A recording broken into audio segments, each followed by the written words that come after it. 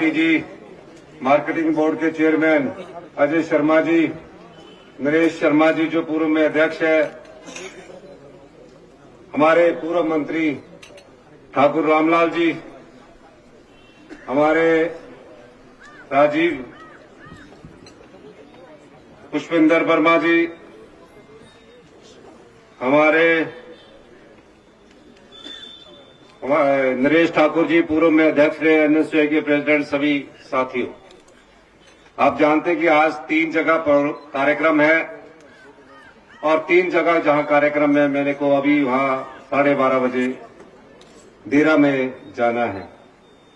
हमीरपुर में काफी अरसे से एक बड़े बस स्टैंड की मांग चल रही थी और मैंने जब मुख्यमंत्री का पद संभाला तो मैंने पूछा कि हमीरपुर जिले की कौन कौन सी समस्याएं हैं। एक विस्तृत योजना उस समय जो के विधायक थे उन सब के साथ मिलकर मैंने बनाई। आर्थिक तंगी थी और आर्थिक तंगी के बावजूद भी हमने हमीरपुर जिले में पैसे की कमी नहीं आने दी। चाहे विधायक हमारे सुजानपुर के थे, चाहे बड़सर के थे, चाहे मेवा के थे, चाहे हमीरपुर के थे, योजनाएं बनी और मैंने कहा कि इस जिला को दूसरे बार सौभाग्य प्राप्त हुआ है कि यहां से कांग्रेस का मुख्यमंत्री बना है। और सब जगह मैं गया और जो हमारे स्रोत थे उस आधार पर मैंने बजट का प्रावधान किया। 15 साल पहले जिस बस स्टैंड की नींव पूर्व मुख्यमंत्री प्रेम कुमार धूमल जी ने रखी थी, भारतीय जनता पार्टी की सरकारें आई लेकिन उनके सपने को कोई पूरा नहीं कर सका। मुझे ये बताते हुए खुशी हो रही है कि जब मैं हमीरपुर में आया तो मैंने कहा कि यहां जो भी है पहले उसका टेंडर होना चाहिए और टेंडर के बाद मैं शिलान्यास करने आऊंगा। और आज 55 करोड़ रुपए का ये टेंडर हो चुका है और ये बस स्टैंड 1.5 साल में बनकर तैयार होगा। हमीरपुर क्षेत्र में कितनी भी सड़कें हैं उनको कैसे डबल लेन किया जाए, योजना को आकार दिया गया और उस आधार पर मैंने उनको कार्य शुरू किया। मैं ये बात इसलिए कह रहा हूं, सुजानपुर में टोनी देवी का कॉलेज था, सुजानपुर में सिविल हॉस्पिटल को अपग्रेडेशन करने की बात थी और हमीरपुर की जनता की जो आकांक्षाएं थी उसको पूरा करने का दायित्व मेरे कंधों पर था और वहां के स्थानीय विधायकों पर भी था। मैं उनके बारे में कोई ज्यादा चर्चा नहीं करना चाहता, लेकिन 27 तारीख को जब बजट प्रस्तुत किया जा रहा था, राज्यसभा की वोटिंग थी, रात को हम सारे विधायक इकट्ठे होकर खाना खाया, सुबह का ब्रेकफास्ट किया। मैं कल्पना भी नहीं कर सकता था कि हमीरपुर जिले के 2 विधायक कांग्रेस पार्टी के उम्मीदवार को छोड़कर भारतीय जनता पार्टी के उम्मीदवार को वोट डालेंगे। मैं ये सोच भी नहीं सकता था कि जिस कांग्रेस की विचारधारा और हाथ के चुनाव पर वो चुनकर आए हैं, रात भर हमारे साथ रहे और अगले दिन पार्टी के विरोध में खड़े हो गए। पार्टी के खिलाफ उन्होंने मत दिया और मत करने के बाद 6 विधायकों ने हमारी क्रॉस वोटिंग की। उसमें मैं नहीं जाना चाहता, लेकिन इतना कहना चाहता हूं कि जब आप जिस पार्टी की विचारधारा से चुनकर आते हैं और आपके जिले का अगर मुख्यमंत्री हो, अगर उसको भी आपने धोखा देना था तो आपने मुझे बता देना था कि हम पार्टी में आपके खिलाफ है, आपको वोट नहीं डालना चाहते। लेकिन अगले दिन बजट था और बजट के समय जिस प्रकार की राजनीतिक चाल उन लोगों ने चली कि अगले दिन सरकार गिरनी चाहिए, भारतीय जनता पार्टी ने हमारे विधायक चुरा लिए और भारतीय जनता पार्टी के लोग चाहते थे कि 28 तारीख को जिस दिन हमारा बजट प्रस्तुत किया जा रहा था, वो बजट आप लोगों का बजट था, गरीब आदमी का बजट था, आम आदमी का बजट था, कर्मचारी वर्ग का बजट था, पुलिस कर्मचारी वर्ग का बजट था। वो पास होने नहीं देना चाहते थे, क्योंकि वो बजट दूसरा मेरा आत्मनिर्भर हिमाचल का बजट था, जहां सभी का सम्मान किया जाना था। मुझे पता लगा टीवी में चल रहा है कि मुख्यमंत्री जी ने इस्तीफा दे दिया। मैं परेशान हो गया। मैं अंदर बैठा हुआ बजट की अभी तैयारी कर रहा था। अधिकारी मेरे साथ बैठे थे कि टीवी में एकदम फ्लैश चलने लगा। 1 घंटे तक मैं बजट को ठीक कर रहा था। उस बजट में मैंने कहा जो हमारी विधवा बहनें हैं, 1,15,000 के करीब हमारी विधवा बहनें हैं, उन विधवा बहनों के बच्चों की सारी पढ़ाई का खर्च 27 साल की उम्र तक सरकार उठाएगी। ये मैं उसमें स्वीकृति प्रदान करने वाला था। यही नहीं, जिस तरह अनाथ बच्चों की सारी पढ़ाई का खर्च हमारी सरकार ने पिछले बजट में किया था, इस सरकार हमने अभी इस बजट में हमने विधवा बहनों के लिए खर्च किया। मनरेगा में हमारी बहनें जो मजदूरी करती है, और पुरुष मजदूरी करते हैं, उनको भी हमने 60 रुपए बढ़ाकर ऐतिहासिक फैसला किया। भारतीय जनता पार्टी उस बजट से बुखलाई हुई थी, लेकिन मैं धन्यवाद करना चाहता हूं हमारे सभी विधायकों का, जो इस विपदा के समय कांग्रेस पार्टी के साथ खड़े हुए और सबने एकजुटता से कांग्रेस पार्टी का जो बजट प्रस्तुत किया उसको पास किया। मैं भारतीय जनता पार्टी के नेता जयराम ठाकुर जी को कहना चाहता हूं, सत्ता आती है, सत्ता जाती है, लेकिन लोकतांत्रिक मूल्य जिंदा रहने चाहिए। जब जनता ने 5 साल चुनकर उनको भेजा होता है, 5 साल के अंदर उनको अपना परिणाम दिखाने का मौका पूरा मिलना चाहिए। वो किसी भी प्रकार से राजनीतिक सत्ता हथियाने की कोशिश करें, दावे के साथ कह सकता हूं कि हम 5 साल आपकी सेवा करेंगे। हमको सेवा करने से कोई नहीं रोक सकता। बार बार गारंटियों की बात करते थे। मैंने आर्थिक स्थिति का जायजा लिया। हम आर्थिक बदहाली के दौर से गुजर रहे हैं, लेकिन 14 महीने में मेरी सरकार ने भ्रष्टाचार पर जो लगाम लगाई, उसके कारण हमारा राजस्व बढ़ा। 14 महीने तक हम नीतियां बदलते रहे, कानून बदलते रहे। माइनिंग माफिया के खिलाफ हमने एक आंदोलन छेड़ा। मैं जानता हूं कुछ माइनिंग माफिया हमारे खिलाफ हो गए, धन का प्रयोग करके सत्ता हथियाना चाहते हैं। हम आम आदमी से उठकर राजनीति करते हैं। सत्ता का मोह हमें नहीं होता, लेकिन भ्रष्टाचार इस प्रदेश में बिल्कुल पूरी तरह से खत्म करने के लिए हम कटिबद्ध हैं। इस प्रदेश की आर्थिक स्थिति जो किसी से छिपी नहीं है, 75,000 करोड़ रुपए का हम पर कर चढ़ा हुआ है। 10,000 करोड़ रुपए की लायबिलिटीज थी। उसके बाद हमने अपने सरकारी कर्मचारियों और अधिकारियों को ओल्ड पेंशन स्कीम दी। जितने भी सरकारी कर्मचारी और अधिकारी हैं जो ओल्ड पेंशन स्कीम में आए हैं, उनको मैं ये बताना चाहता हूं, ओल्ड पेंशन स्कीम के बाद जो हमारे में पर आर्थिक प्रतिबंध लगे, उन आर्थिक प्रतिबंधों से भी जूझकर हम उबर रहे हैं। 1780 करोड़ रुपए भारत सरकार ने हमारे ओल्ड पेंशन स्कीम देने के कारण काट दिए गए, लेकिन हमने हार नहीं मानी। हमने कहा हम अपने सरकारी कर्मचारी और अधिकारियों को ओल्ड पेंशन स्कीम देंगे ताकि उनका बुढ़ापा सुरक्षित हो सके। ये हमारी सरकार की कटिबद्धता है। यही नहीं, हमीरपुर जिला में कई विकासात्मक योजनाओं को हम लेकर आए, लेकिन हमीरपुर के 2 विधायक उसमें हमारे साथ सहयोग नहीं कर रहे थे। मैं एक और बात कहना चाहता हूं, हमारी सरकार किसानों तक पहुंचना चाहती है। आपने देखा हिमाचल प्रदेश हिंदुस्तान का पहला राज्य बना जहां गाय के दूध पर और भैंस के दूध पर मिनिमम सपोर्ट प्राइस दिया गया, एमएसपी दिया गया।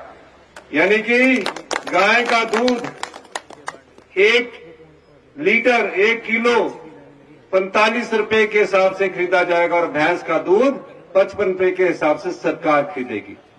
ऐसा क्यों?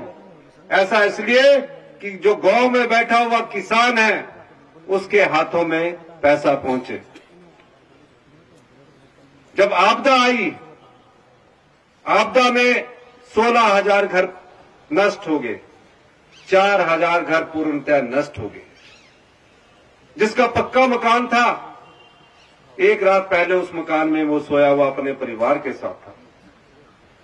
आपदा ने कुछ ही चंद मिनटों और घंटों में उसके घर को तबाह कर दिया। तबाही का ऐसा मंजर जुलाई अगस्त में था, मैं पूरे प्रदेश में घूमा कि जब तबाही देखता था मैं तो मन भर आता था। अधिकारियों के साथ बैठक की। बैठक करने के बाद जब मैंने नियम कानून देखे तो कहा जिसका घर 50 लाख का भी बना है, 20 लाख का भी बना है, उसे सिर्फ 1.5 लाख रुपया दिया जाएगा। मैंने नियम बदल दिए, मैंने कानून बदल दिया। मैंने कहा पाई पाई जोड़कर एक घर बनता है, अगर उस घर को हम 1.5 लाख देंगे वो जिंदगी भर कभी भी पक्के मकान में नहीं रह सकेगा। हमने नियम बदल कर उन्हें 7 लाख रुपए देने का प्रावधान किया। फिर कुछ लोगों के कच्चे घर थे, कहा कच्चे घर को नहीं मिल सकता। मैंने क्या कहा कि ये जो परिवार है क्या यह जिंदगी भर कच्चे घर में रहेगा? उसके लिए भी नियम बदल दिया। जिसके कच्चा घर 2 लाख रुपए का था, मैंने उसको भी बदलकर 7 लाख रुपए कर दिया। इसलिए 16,000 परिवारों को हमने बसाने का काम किया। क्योंकि अभी मुझे काफी भाषण और जगह भी देना है।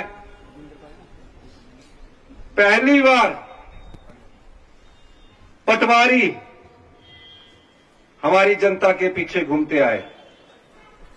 आपको तकसीम करने में कई साल लग जाते थे, आपका इंतकाल करने में कई साल लग जाते थे।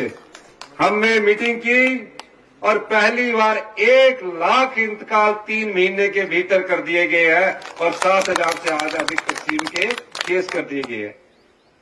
ये सोच कहां से पैदा हुई? ये योजनाएं कहां से आई? ये योजनाएं हमारे अपने परिवार से आई।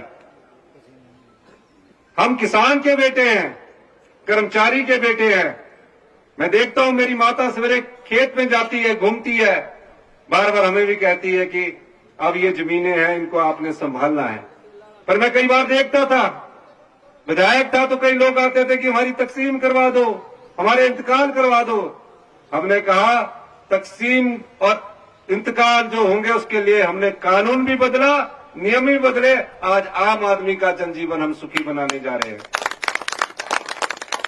कोऑर्डिनेट सिलेक्शन बोर्ड में नौकरियां बेची गई। जो युवा को नौकरी मिलनी चाहिए थी उसके साथ अन्याय किया गया। मेरे समय जब मुझे यह पता लगा, हमने जाल बिछाया और पता लगा कि 5-5 लाख 4-4 लाख में नौकरियां बेची गई। मेरे जिले से था। मैंने कहा कि हम भ्रष्टाचार पर करारा प्रहार करेंगे और मैंने सबऑर्डिनेट सिलेक्शन बोर्ड को भंग किया।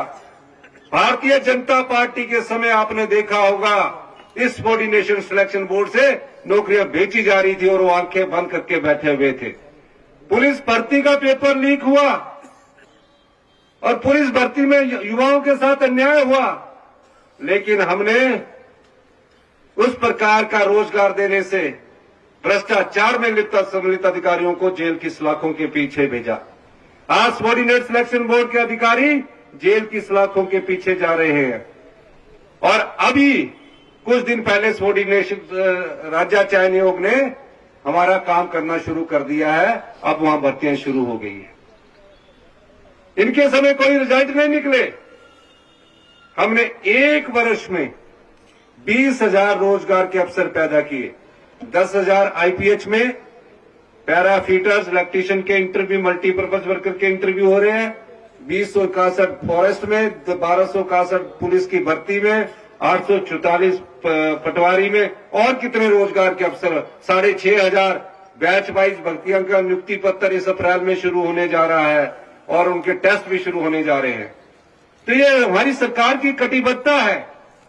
लेकिन भारतीय जनता पार्टी इस सरकार को जिस प्रकार से गिराने का प्रयास कर रही थी, वो नकाब उनका आज आपके सामने है। मैं आपकी लड़ाई लड़ रहा हूं। मैं तो 30 साल संघर्ष करता रहा, 20 वर्ष पहले एमएलए बन गया। मुझे वीरभद्र सिंह जी ने भी पोर्टफोलियो देने की पेशकश की थी, मैंने कभी नहीं लिया, क्योंकि मैं राजनीति में सेवा भाव से आगे आया हूं। और मैं ये बात इसलिए कहना चाहता हूं, ये कुर्सी कोई मेरी नहीं है, मुख्यमंत्री की कुर्सी कोई मेरी नहीं है। इस मुख्यमंत्री की कुर्सी के हर 5 साल बाद आपको परीक्षा देनी पड़ती है। ये आम लोगों की कुर्सी है। मेरे 14 महीने के फैसलों का आकलन कर लीजिए, मेरे 14 महीने के कार्यकाल का आकलन कर लीजिए। उसमें आम जनता की समस्याओं के समाधान निकालने की योजनाओं की नीति नजर आएगी आपको। क्यों? क्योंकि हम आम परिवार से उठकर राजनीति करने आए हैं। आम परिवार का दर्द जानते हैं, किसान का दर्द जानते हैं। इसलिए आज मैं आपसे ये कहने आया हूं, जो लोकतंत्र को कमजोर करते हैं, जो खरीद में अपने आप को बेच देते हैं, आने वाले लोकसभा में आपके पास एक मौका है। आप उस मौका में जनता अगर हमारे साथ खड़ी होगी तो इस भ्रष्ट राजनीति को हम जड़ से उखाड़ फेंकेंगे। आप खड़े होंगे? क्या आप लोग हमारे साथ खड़े होंगे कि नहीं होंगे? दोनों हाथ जरा खड़े करके मैं वादा करता हूं आपको, धन के बल से कुछ लोगों को तो खरीदा जा सकता है, लेकिन हमारी नैतिकता को कोई नहीं खरीद सकता। हम आम लोगों से उठकर आए हैं, आपकी सेवा के लिए आए हैं, और मैं दावे के साथ कहता हूं कि हम 5 साल अपनी सरकार चलाएंगे। आज वो पिछले 7 दिन से जेल में की तरह बंद बैठे हैं, पंचकुला से आगे नहीं आ पा रहे हैं। अगर वो हमसे अनुरोध करते हैं तो हम उनको वहां से भी लेकर आएंगे। हम उनको कहना चाहते हैं कि आप दबाव में मत रहिए, खुले मन से सोचिए। राजनीति में पद की लालसा इतनी ज्यादा नहीं रखनी चाहिए, पद तो आते जाते रहते हैं। और जो व्यक्ति इंसानियत को जिंदा रखता है, ईमानदारी को जिंदा रखता है, नैतिकता को जिंदा रखता है, वो इतिहास बनाते हैं, वो इतिहास में लिखे जाते हैं। यही मैं कहना चाहता हूं। इन्हीं शब्दों के साथ मैं हमीरपुर की जनता को ये बस स्टैंड की जो मांग थी वो 1.5 साल में पूरी करने की आपको वचनबद्धता देता हूं। और महिलाओं को एक और मैं खुशखबरी देना चाहता हूं।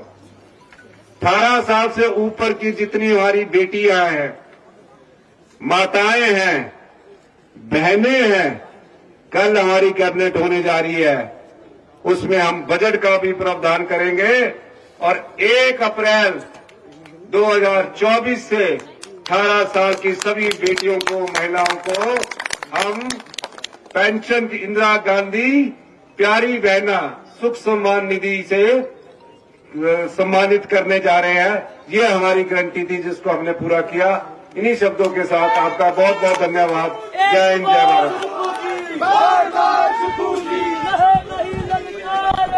सुकू की सरकार है। सर, और उसके बाद माननीय मुख्यमंत्री महोदय जो है आवाज भी हमीरपुर से अयोध्या के लिए बस सेवा का शुभारंभ करेंगे, उसको हरी झंडी दिखाएं।